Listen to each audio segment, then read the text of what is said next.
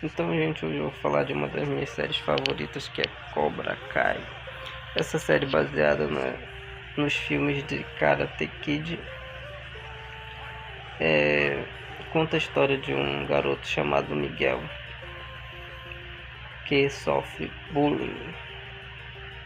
Bullying geralmente é isso praticado por professores de universidades federais ou estaduais que são muito ricos, e alguns acham que são índios, mas são mais brancos que nem mavelas.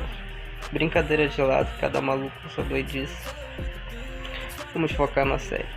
A série, como eu já disse, conta a história de um garoto chamado Miguel que sofre bullying, mas aí no decorrer da série ele encontra o seu sensei, que é o mestre em karatê, chamado Johnny. Todos já conhecem ele do filme, então não vou me alongar muito. Nesse meio tempo ele treina karatê e fica bom de porrada, e assim consegue bater nos caras que fazem bullying com ele, ou se defender, como queiram. Resumo da série. A série é tão ruim, mas tão ruim que chega a ser boa. Basicamente, ao longo da série se formam dois grupos de lutadores de karatê, basicamente adolescentes, e a gente assiste pra ver quem, nessa rinha de adolescentes, quem vai ganhar no final da série. E é isso.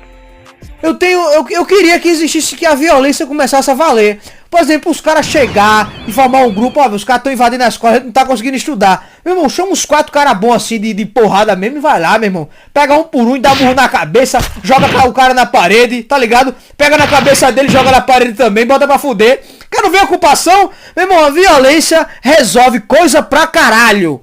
Resolve coisa pra caralho, meu irmão. É por isso que tá aí o bullying, velho. Tá ligado? O bullying chegou aí pra fuder os otários. Porque só otário que sofre bullying. Agora vai tu chegar no cara zoeiro, botar pra embalar o cara que seja o bullyingador, chega lá e bota pra fuder no pivete, o cara fica só ali guardando. Beleza, vamos lá. No final da aula o cara vai pro final da turma, pega a cadeira e mete na cabeça, o cara fica em coma. Cadê o bullying agora?